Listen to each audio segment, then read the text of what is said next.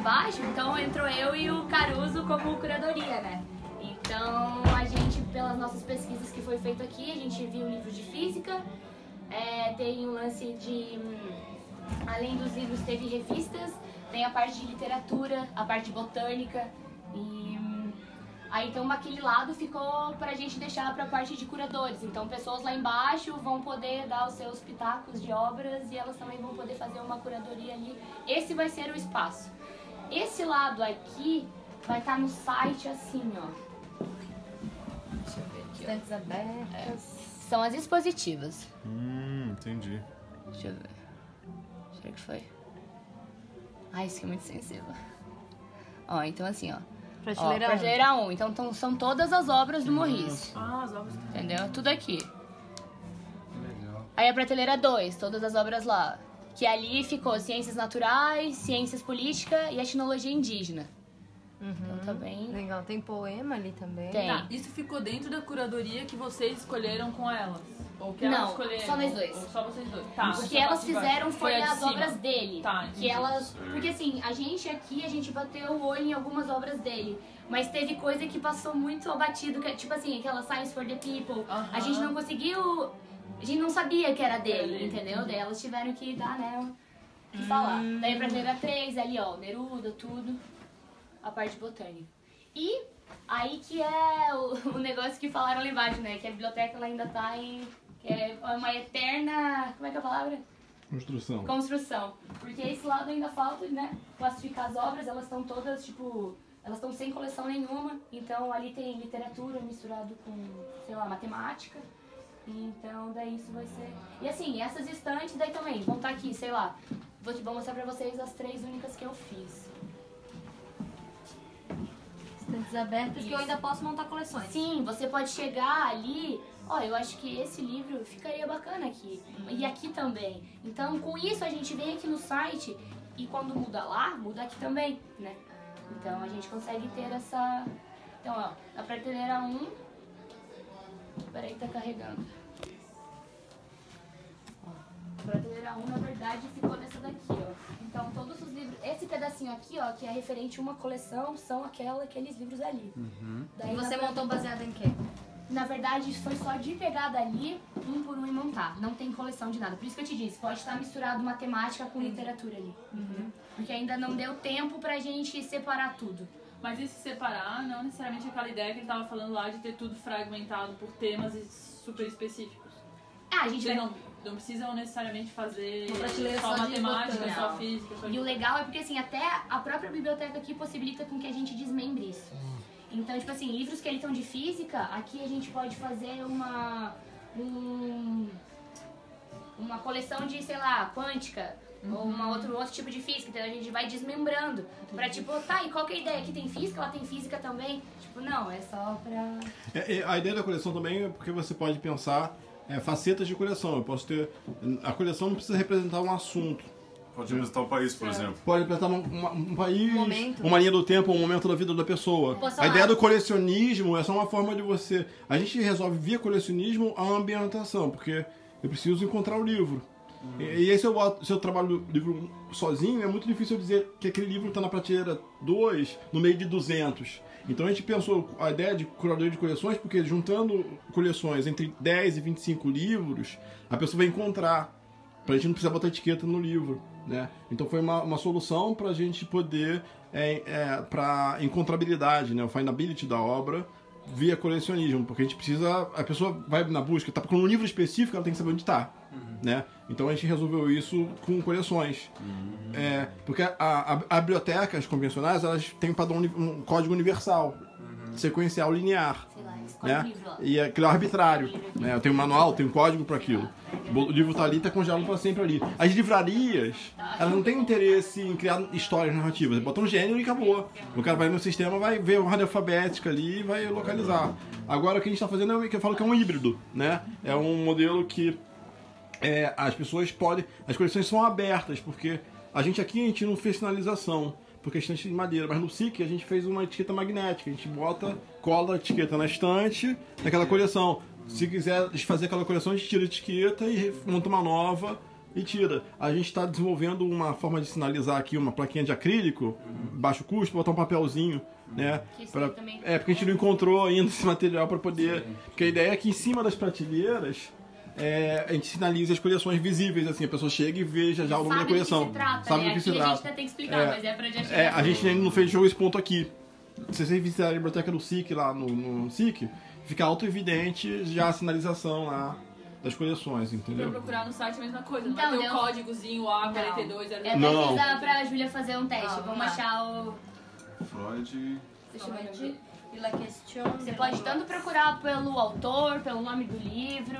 A parte de busca, a gente falou que assim, a parte funcional, a gente comprou um algoritmo, comprou um sistema, um app que resolveu, acabou. Né? Você define o peso, né? Você vai dar um peso pelo título do livro, pelo resumo, qual o peso que você dá e encontrar o livro pelo site, a parte funcional já está resolvida pelo software.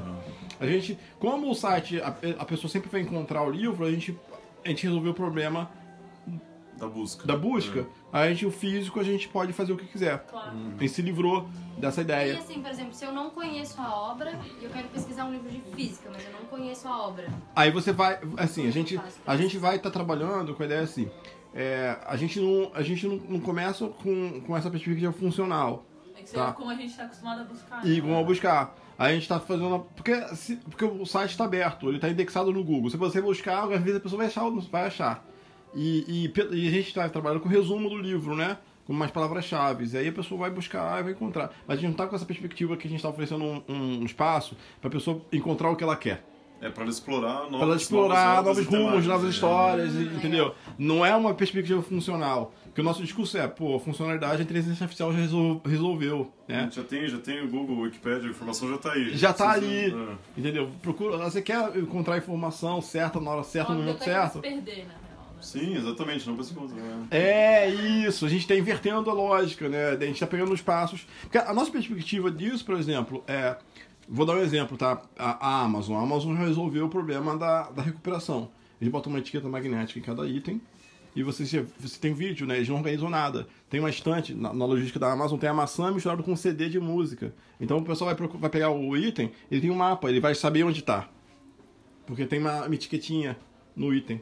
Entendeu? Então a tecnologia já resolveu isso. Ah, show. Entendeu? Então eu não quero um Olha, espaço aqui também, físico aqui, ó, tá. para essa eficiência que a tecnologia já resolveu. Aqui, então, A gente tem um espaço em coleções porque a gente usa o espaço para criar narrativas.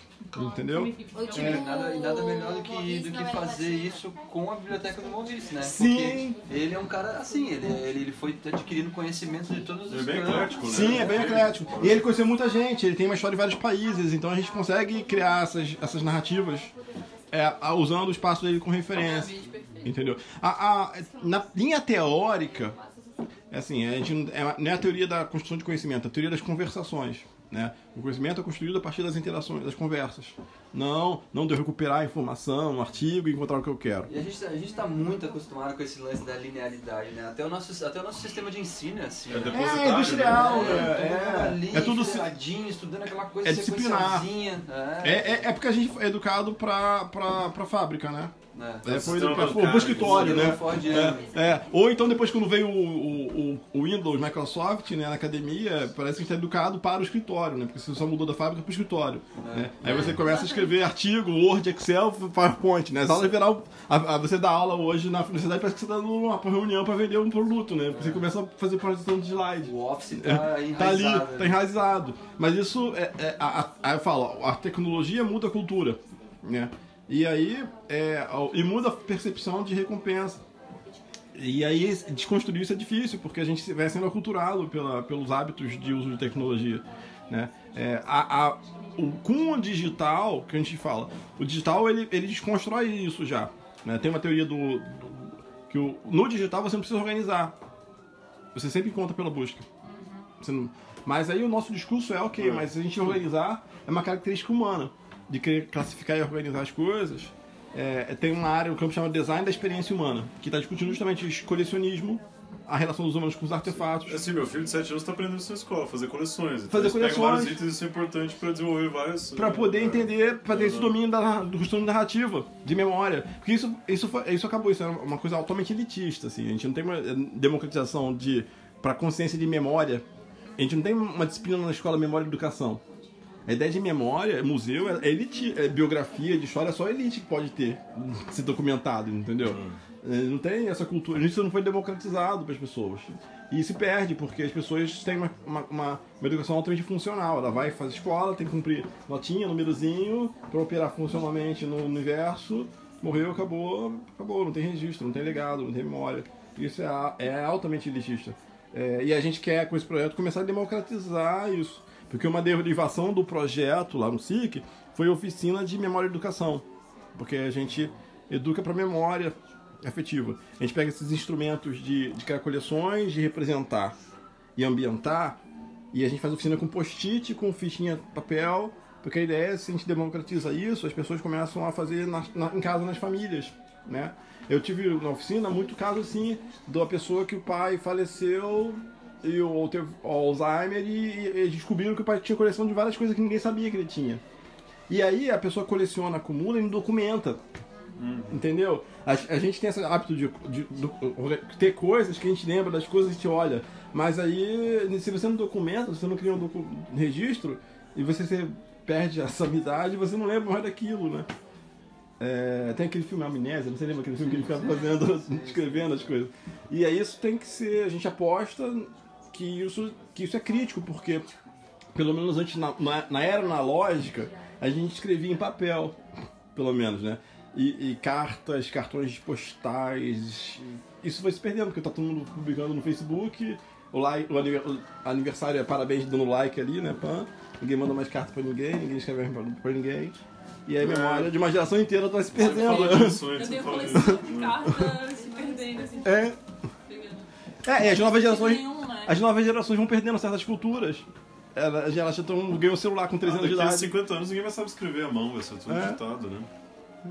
Não, e o celular... de cursiva já foi, agora só de forma. Mas que loucura essa resistência da academia, né? Porque teoricamente a academia tem que ser aberta à inovação. Porque você tem os campos... É o azar nosso de ser os professores do curso de biblioteconomia. Mas os nossos eram bem fechados com um monte de coisa também. Isso acho que é uma... É porque a gente não tem projeto no Brasil muitas vezes em alguns campos de ciência. Tem projeto de engenharia social. Entendeu? O pessoal acha que artigo de periódico... o artigo, ciência é o artigo, né? Que escrever, né? Capos, né? Escrever, pontuar, isso é ciência, não é ciência. Isso aí é para resolver o problema de carreira, né? De profissão de carreira, não tem nada a ver com ciência. E aí como que vocês fazem a curadoria? Vocês viram tudo que tem, catalogaram e começam a separar algumas coisas pra botar em estantes específicos? Quando a gente chegou aqui tava tudo em caixa, né? Tá tudo em caixa. Tudo em caixa. Imagina tudo que tá ali, tava ali, mas tava tudo reto. E daí tava muita coisa no chão. Aí o que a gente chega, né? O que a gente vai fazer? Aí vamos arrumar a primeira casa, né? Daí a gente começou a arrumação. E realmente, tipo, aqui também tinha vários. E aí depois o que a gente fez que eu já me esqueci? A gente começou primeiro com uma coisa mais artesanal, né? A gente fazia as fichinhas em papel em cada livro, porque a gente depois remotamente ia jogar pro site. Isso. Entendeu? A gente veio assim, pegar litro por litro e fazer uma ficha. Uma ficha de papel. Só que a gente pensou, cara, vai demorar muito. E daí veio a Nedina falando, a inauguração dá pra acertar. Aí, opa, vai inaugurar. Aí, vamos mudar a estratégia. Esquece a ficha.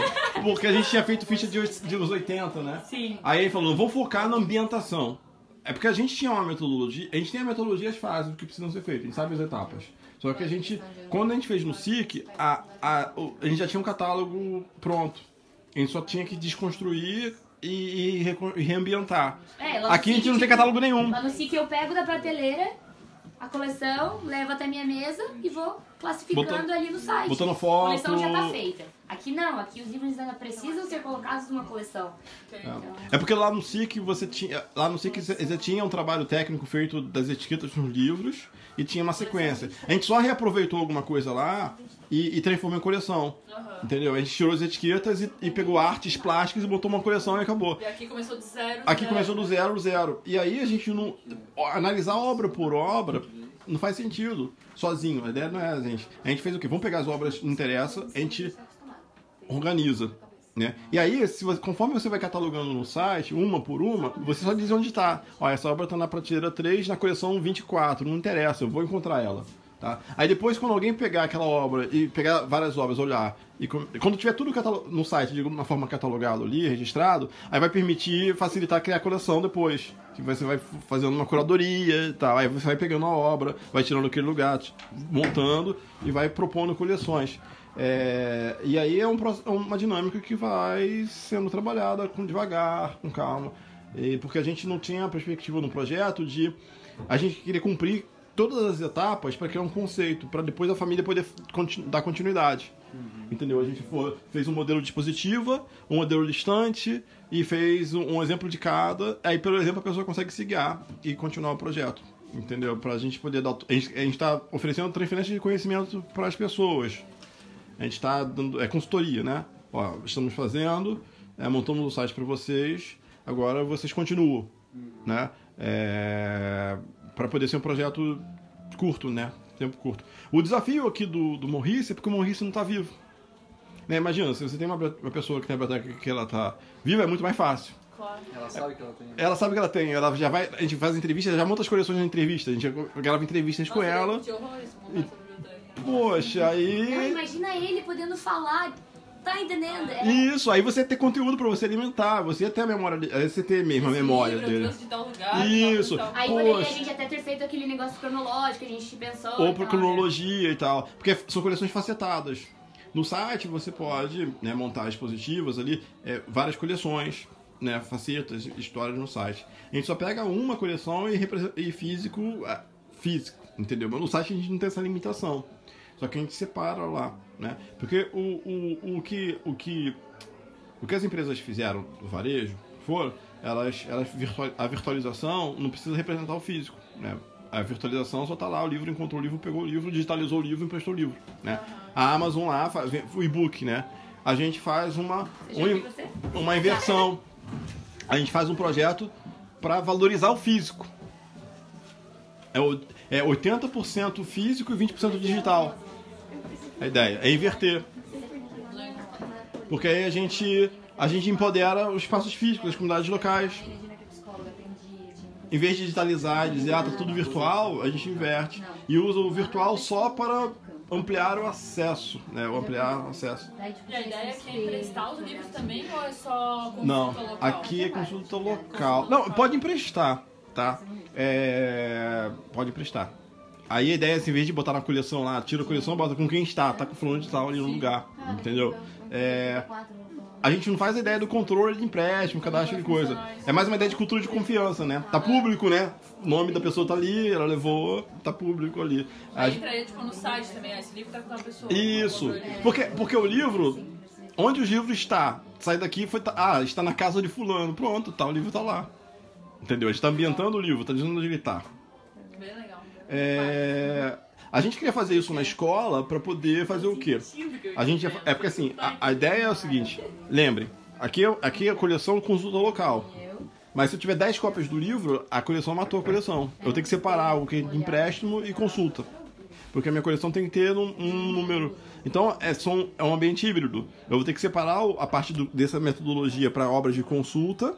E se eu tiver volumes extras daquela obra, eu boto no espaço para a pessoa que quer pegar o livro, ela pega e leva. Entendeu? Eu separo. Porque eu não vou conseguir fazer colecionismo com 20 cópias do mesmo livro, né?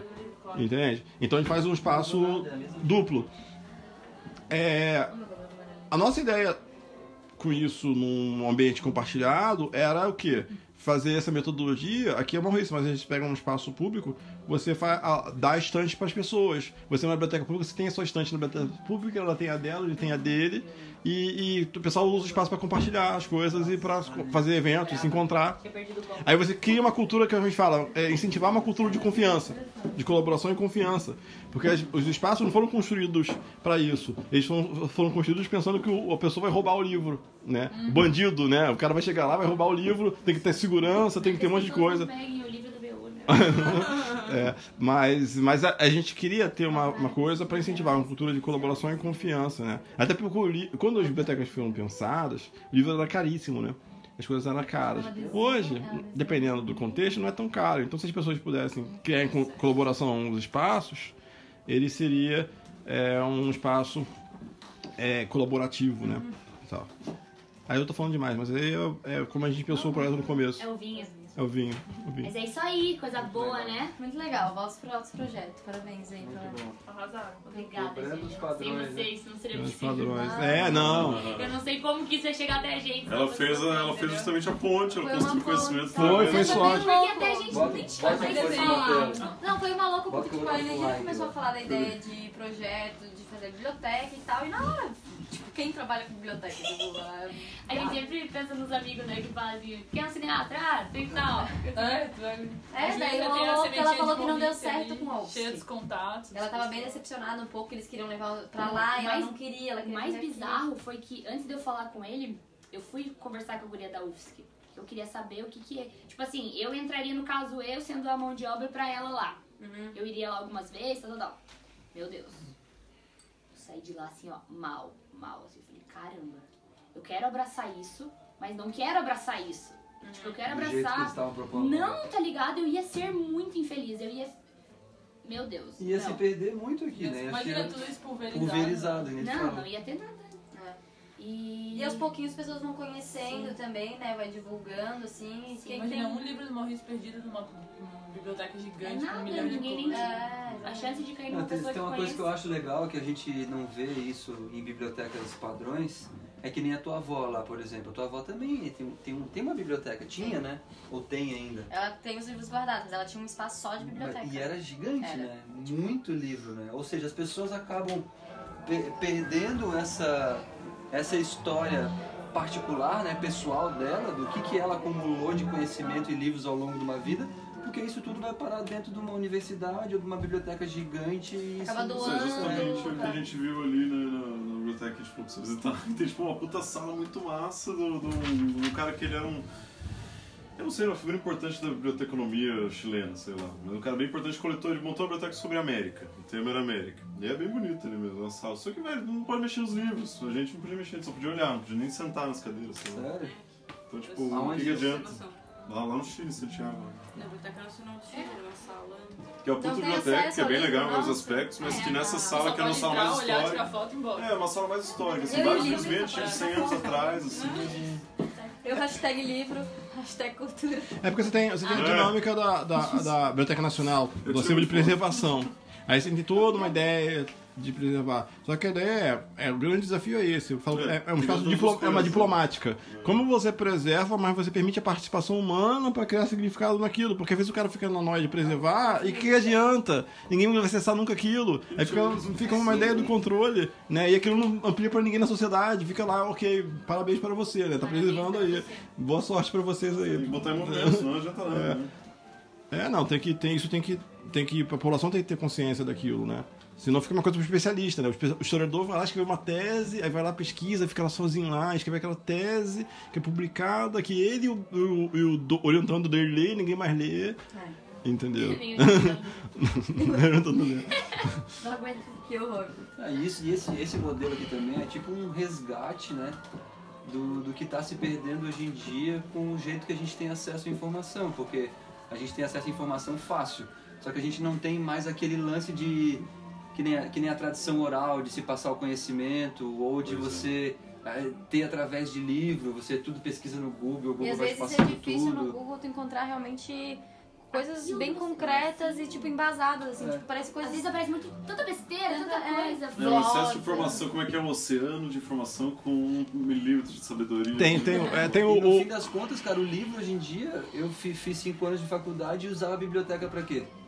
Só para pesquisar aquele assunto específico para prova com trabalho. Do livro Agora, texto que o professor indicou. Agora, passar um tempo na biblioteca ali aprendendo e né? Com aquela imersão, mas isso é uma cultura da nossa academia. A gente teve um processo aqui no Brasil de hiperfuncionalidade da coisa, de cada vez mais ter o livro, cada vez mais no artigo, cada vez fragmentado, aí você fica lá reciclando.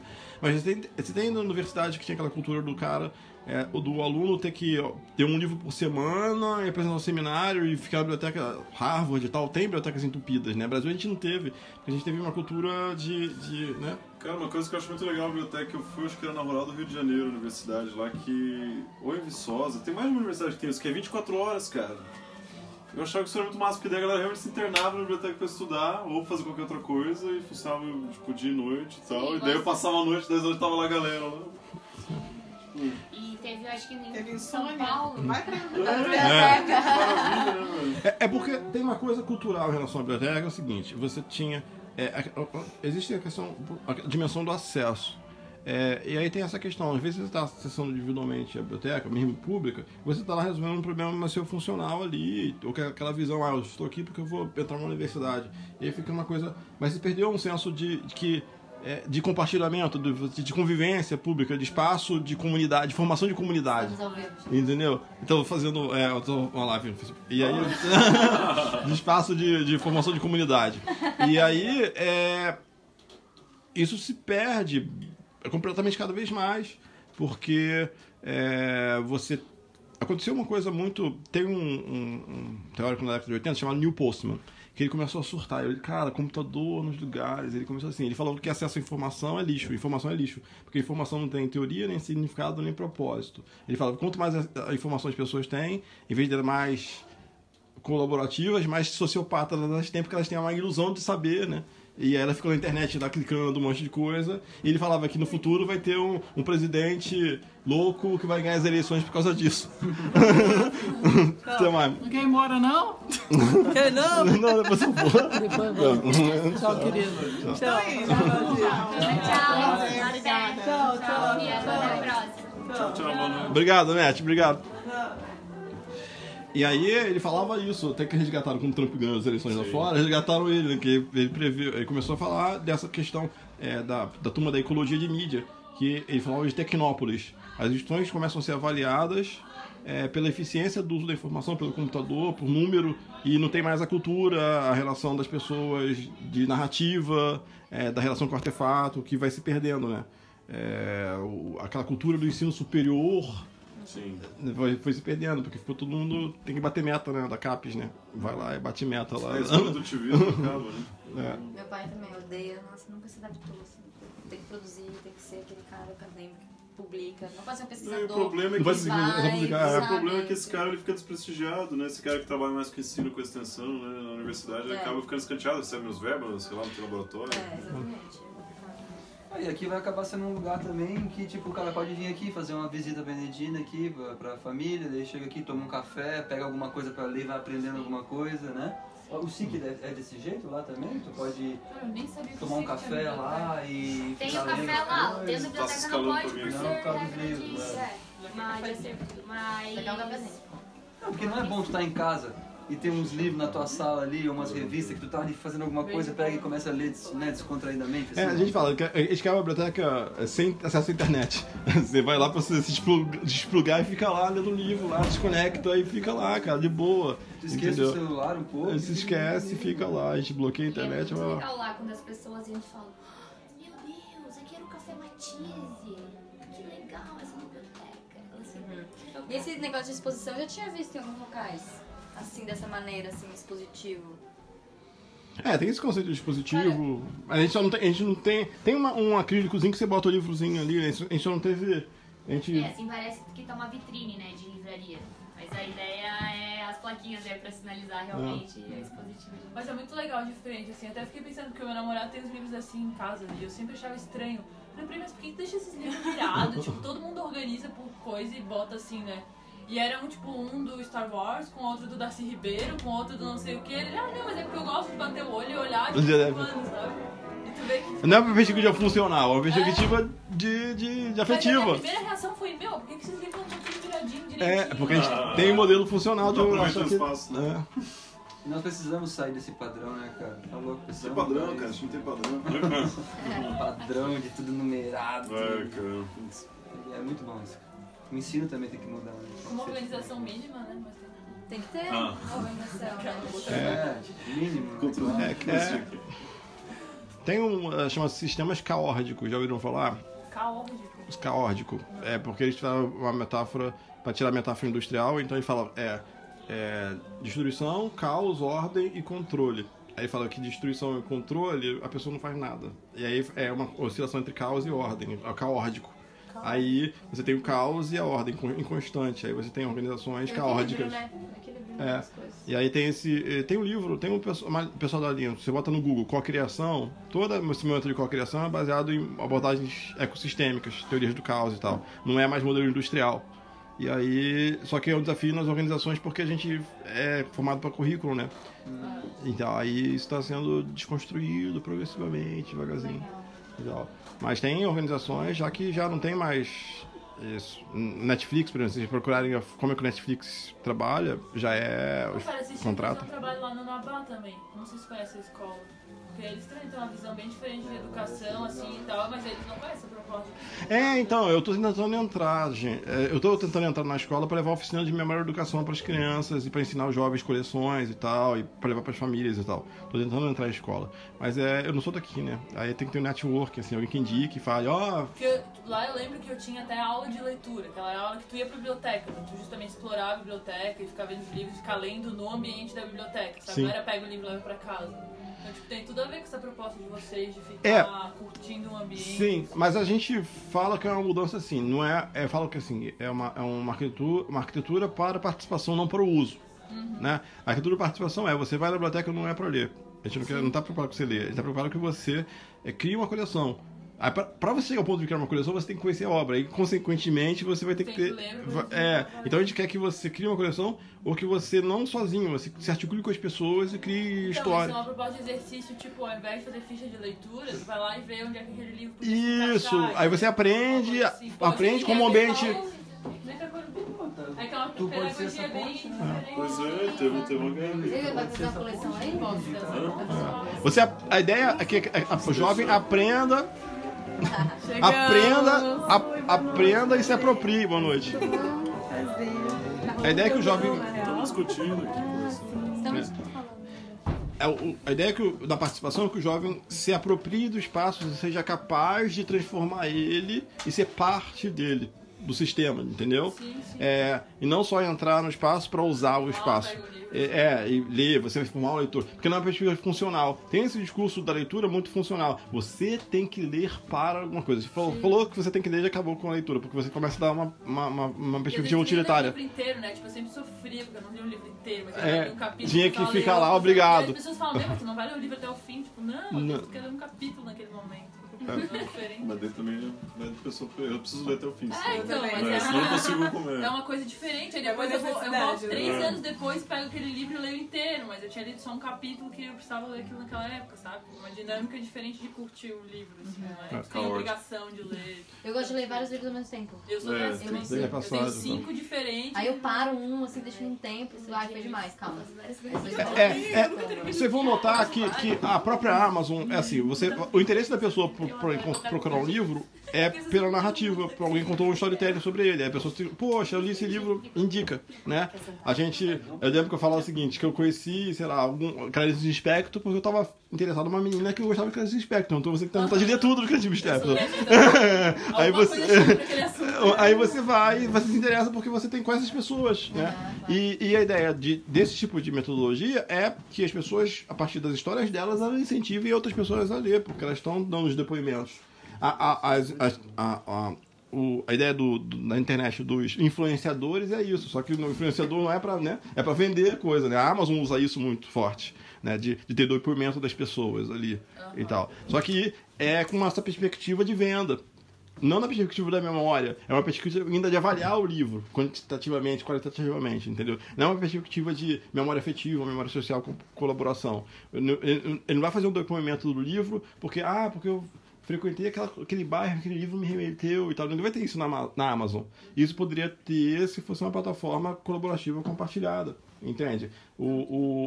Essa nossa relação do storytelling, das histórias, faz o que nos conecta e isso foi apropriado pelo comércio tranquilamente. Eles souberam se aproveitar disso.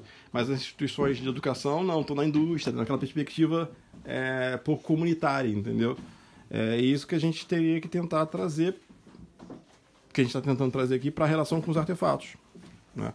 Você vai ter a discussão de educação aí colaborativa, inclusiva, modelos Montessori, a escola que né, em colaboração, mas você vai notar, As discussões pedagógicas são na relação da pessoa com saberes, com as construções de saberes. Você não tem uma discussão na relação das pessoas com as coisas. A relação das pessoas com as coisas ainda é muito consumismo, acumulação. Claro, você tem um movimento de sustentabilidade aí para evitar consumo, né, das coisas, mas ainda dentro de uma perspectiva ecológica, não numa perspectiva de memória, de história. Cara, mas estou lendo um livro que fala exatamente disso. Muito massa. Não é? Não, é que ele tá falando do discurso do livro, que é o casaco de Marx, não sei se já ouviu falar. Não. E ele fala exatamente sobre a memória, afeto e sei lá mais o que, outra terceira palavra. E ele fala exatamente disso, de como a relação com as coisas é que dá valor pra elas, e não o contrário. Ele faz toda uma narrativa, isso, mas exatamente isso que você tá falando, muito legal. Porque você... se você cuida das coisas, você cuida das pessoas, né? E como eles falam, porque tinha um problema financeiro e tal, ele tinha que penhorar o casaco, que era a única coisa que tinha. E daí ele trata justamente disso, o quanto aquilo que tem tudo de uma pessoa, quando tem a identidade dela, assim, ele não tem aquilo não tem mais. Que carrega de valor afetivo. Porque é isso falando, essa ideia da afetividade é muito elitista. Você vai ver aqueles filmes, filme quando sempre tem filme de holocausto e tal, que a pessoa tá carregando aquele broche com a fotinho da família, tudo que ela carrega com ela. Ela quer carregar uns objetos que remetem à memória de alguém. Elas não se desfazem de dinheiro, se desfazem de tudo, mas elas não querem se desfazer de objetos que estão vinculados à memória da família, ao relacionamento com as pessoas, entendeu? E essa consciência é elitista demais. Porque isso é de família, de legado, essa consciência de legado. A população não é educada para isso, a população é educada para consumir, para comprar, para trocar toda hora. Mais, e pronto, entendeu? Você vai se sentir tipo de encomenda. Vamos lá? Eu tô. Mas não choro.